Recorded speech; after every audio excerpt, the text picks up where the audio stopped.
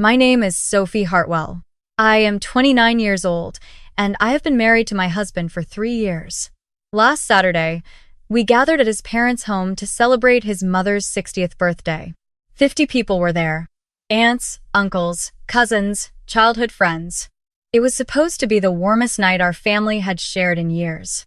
But 20 minutes before the birthday cake came out, my sister-in-law stood up in the middle of the living room, looked directly at me, and told everyone I had been sleeping with someone from my office. She even passed her phone around the table so the guests could see the messages herself, and in the span of about 90 seconds, I watched every face in that room change. But I didn't panic. I didn't cry. I didn't even raise my voice. Because 3 days earlier, I had found something on my home computer that told me exactly what my sister-in-law had been planning. And I had been ready ever since. Before I tell you what happened next, please take a second to like this video, subscribe to HeartPath Stories, and drop a comment telling me what state you're watching from. It really helps this channel more than you know. Now let me take you back to the beginning of that night. Because the moment my sister-in-law stood up was not the first warning sign. It was just the one she wanted everyone to see. James's childhood home sits on a quiet street in Columbus, Ohio. His mother, who everyone calls Margaret, has lived there for 30 years. She raised 3 kids in that house, and every time we walk through the front door, I can feel how much history is packed into those walls. Framed photos line the hallway. A ceramic dog his youngest brother made in 2nd grade still sits on the kitchen windowsill. The place feels permanent, like it was built to last. That Saturday, Margaret had no idea what was coming. She spent the whole afternoon in the kitchen with 2 of her friends, making a pot roast and a lemon cake from scratch, the same cake she makes every birthday. When I arrived at 4 in the afternoon to help set up, she hugged me at the door and told me I looked beautiful. I helped arrange the dining table, set out the folding chairs borrowed from the church down the road, and carried in 3 extra folding tables from the garage. James was on the back porch, stringing up the small white lights his mother loves. The evening had that particular kind of warmth you only feel when everyone is genuinely happy to be somewhere. Except his older sister, Andrea. She arrived at 5:30 with a bottle of wine in one hand and her phone in the other, and she barely looked at me when she walked in. That wasn't unusual. Andrea and I had never been close, and I had learned a long time ago not to take it personally. She is 5 years older than James. Tall and sharp-featured, with a way of speaking that always sounds slightly like she's correcting you even when she isn't. When she first learned that James and I were getting serious, she took him out to lunch alone and told him, according to James, that she just wanted to make sure he was thinking clearly. James laughed it off. I did too, mostly. But over 3 years, the small things added up. A comment at Thanksgiving about how I had decorated our apartment. A question at Easter about whether I planned to go back to work full-time, delivered with just enough of a pause afterward to feel like a verdict. Last Christmas, when I mentioned I had been promoted at my firm, she smiled at me and said, "That's great," and then immediately turned to ask James about his job. Every interaction had this quality of being just barely polite enough that I could never say anything without sounding paranoid. That night, though, something felt sharper about her. She moved through the house greeting relatives with her usual easy confidence, but every few minutes her eyes would find me across the room. Not in an obvious way. More like someone checking a clock. Measuring something. I noticed it but said nothing. I told myself I was imagining things because I was tired from the week. I poured myself a glass of water and went to find James. By 7 o'clock, the house was full. Margaret was glowing. She sat at the head of the table in a blue dress, laughing at something her brother was telling her, and I thought, this is exactly what a birthday should look like. James put his arm around me at one point and said quietly that his mom had been asking about us having kids. I laughed and said we'd talk about it later. The evening felt easy. It felt safe. And then Andrea stood up. She did it casually, like she was about to make a toast. She picked up her wine glass and tapped it gently, and the room gradually quieted down the way rooms do when someone wants attention. Margaret smiled and looked up, probably expecting a speech. James straightened beside me. Andrea looked around the room slowly. Then, she set the wine glass down and picked up her phone instead. She said she needed to say something before the night went any further. She said she had been carrying this for weeks, and she couldn't keep pretending everything was fine. James frowned slightly and asked her what she meant. She looked at me. She said she was sorry to do this tonight. She really was. But their mother deserved to know the truth about the kind of person sitting at her birthday table. The room shifted. I felt it before I saw it. That particular stillness that comes over a group of people when they sense something bad is about to happen and they don't know whether to stop it or watch. Andrea held up her phone and said that Sophie had been having an affair. She turned the screen toward the nearest guests. Messages. A long thread between me and a name I didn't recognize. The tone of the messages was unmistakable. Several people leaned forward. Someone at the far end of the table made a small noise. Margaret's expression didn't change immediately. She looked confused more than anything, like she had heard the sentence but couldn't quite locate its meaning. James turned toward me slowly. I felt the eyes of every person in that room settle on my face, looking for the reaction that would tell them whether it was true. And I smiled.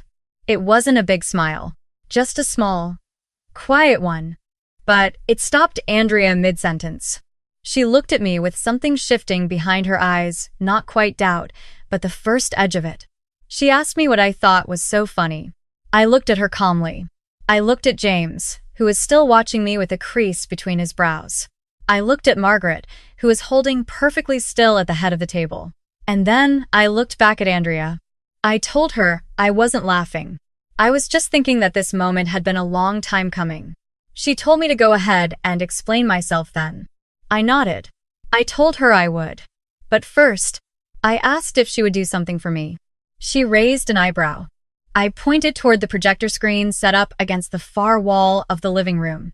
James's younger brother had set it up earlier in the evening for a birthday slideshow photos of Margaret through the decades, compiled by the grandchildren. The projector was still on, waiting on its warm-up screen. I asked Andrea if she would connect her phone to it, so everyone could see the evidence clearly.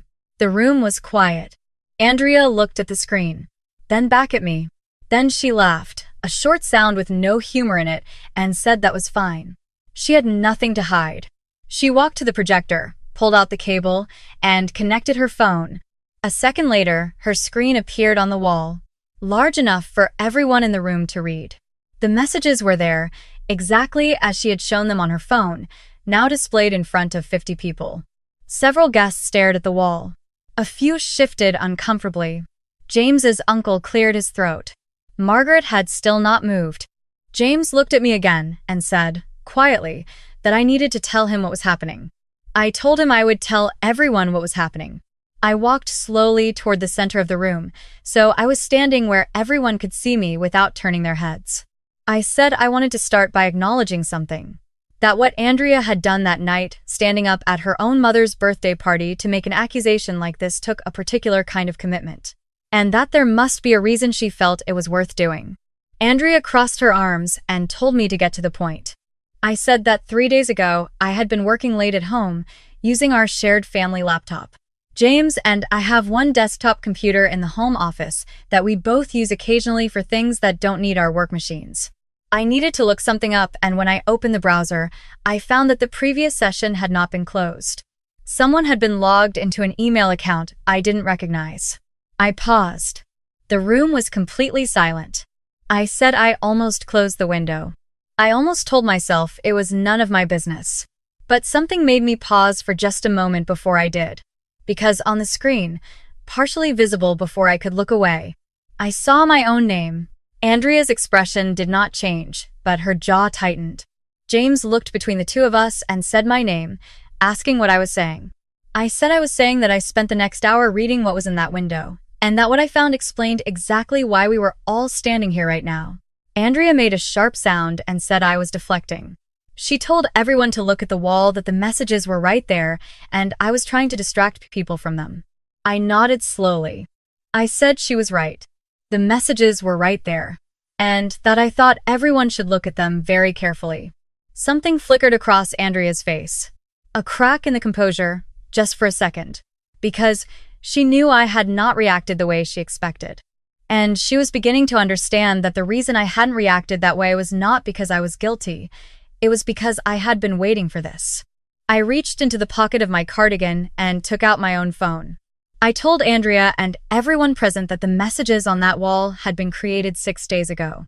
I said I could prove it, because the metadata attached to those screenshots, the file creation data, the device identifier, the account from which they were generated was all traceable, and I had already had it traced. Andrea's voice rose immediately. She said I was lying. She said I was making things up because I had been caught.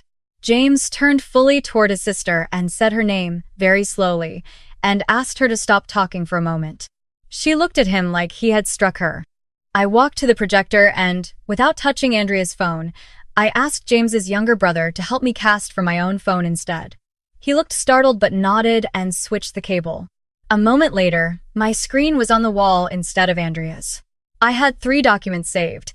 I opened the first one. It was a report from a digital forensic service, one a colleague from my firm had connected me with after I found the email on the laptop. The report showed that the screenshots of those messages had been created on a single device, on the same evening, in a window of about 40 minutes. The device was registered to an account in Andrea's name. Someone in the back of the room said something I couldn't hear. Several people leaned forward again. Andrea's voice became louder. She said the report was fake. She said I had made it up. She looked around the room for someone to agree with her and found mostly silence. James was standing very still. I looked at him, and I said that I was sorry he was hearing this tonight of all nights. He gave a small shake of his head, like he was trying to clear it. Margaret finally spoke. Her voice was quiet and careful. She said she didn't understand what was happening. I told her I was going to explain everything. But I also told her that the reason it was happening was bigger than the messages on the screen, and that I needed her to be patient with me for another moment. I opened the second document. This one was harder to present. I had rehearsed it in my mind several times during the previous 3 days, trying to find a version that felt less like an attack and more like the truth. There wasn't one. So, I just said it plainly. After I found the email window on the laptop, I kept reading. In that account, I found a separate thread, a series of emails between Andrea and a financial services contact that had nothing to do with me. What those emails showed was a pattern of wire transfers. Money moving out of a joint account that had been set up years ago in both Margaret's name and Andrea's name. An account originally intended to cover household expenses and eventually serve as part of Margaret's retirement. Over 14 months, approximately $63,000 had moved out of that account and into a separate personal account that did not belong to Margaret. The room made a sound I had never heard a room make before. Not words, just a collective exhale that became a collective stillness. Margaret looked at her daughter. Andrea's mouth opened. She said the number was wrong. Then she said the account was hers too, so it wasn't stealing. Then she stopped talking entirely. James walked slowly to the projector screen and looked at the document on the wall. He was quiet for a long time. Then he turned around. He didn't look angry. He looked like someone trying to hold a shape that was collapsing. He asked his sister, very quietly, whether it was true. Andrea's voice, when it came, was nothing like the voice she had walked in with. She said she had needed the money. She said she had meant to put it back. She said she had been in a difficult situation and she hadn't known what else to do. She looked at James and said she hadn't wanted to hurt anyone. James asked, with the same quiet voice, whether that included me. She didn't answer. I opened the third document. I told everyone that this was why she had created the fake messages. Because 2 weeks ago, I had mentioned to James, in passing, that I had noticed some unusual activity in the household account while I was helping Margaret organize paperwork during a Sunday visit. I hadn't said much, just that a few line items looked odd and that Margaret might want to review the account when she had a chance. I didn't suspect Andrea specifically. I was just being careful, but Andrea had been in the hallway when I said it. And 4 days later, someone had tried to log into my personal email from an unfamiliar device. James sat down in a chair near the wall. He pressed both hands flat against his knees and looked at the floor. Margaret had not looked away from her daughter. Andrea's voice broke for the first time. She said she hadn't meant for it to go this far. She said she panicked. She said she had been afraid of what I would find, and she thought that if she could discredit me first, no one would believe anything I said. She looked at James. She said she was sorry. He didn't respond. Margaret stood up. She moved slowly, the way she always does, unhurried and deliberate. She crossed the room and took my hand in both of hers. She said my name. She told me she was sorry for what had been done in her home. I told her she had nothing to apologize for. She nodded once. Then she turned to look at her older daughter for a long moment. No one spoke.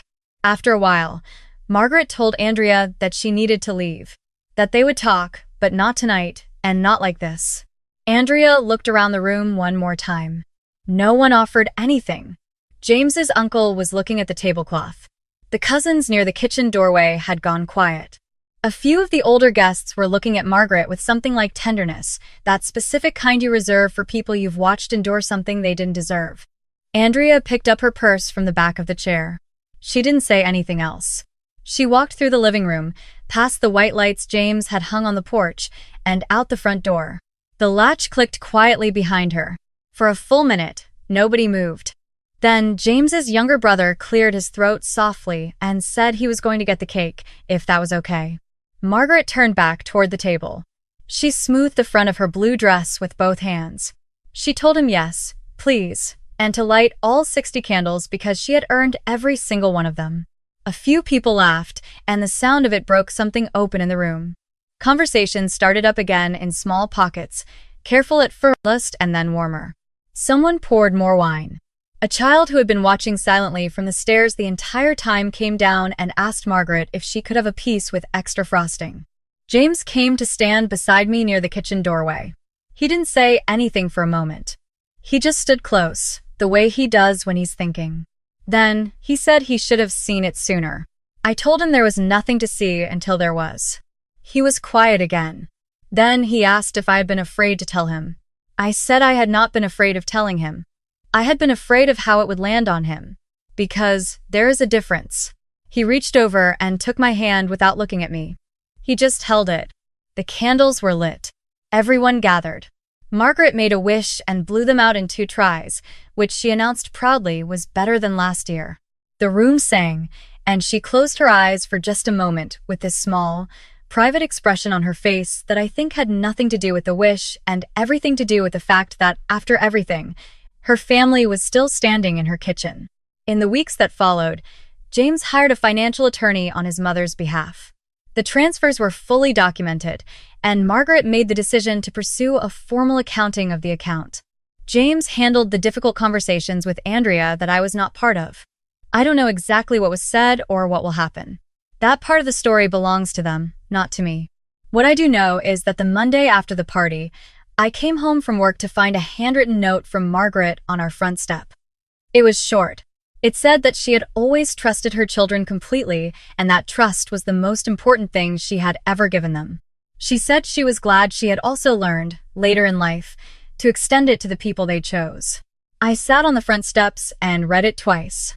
James found me there when he pulled into the driveway. He asked what I was reading. I handed it to him and watched his face while he read it.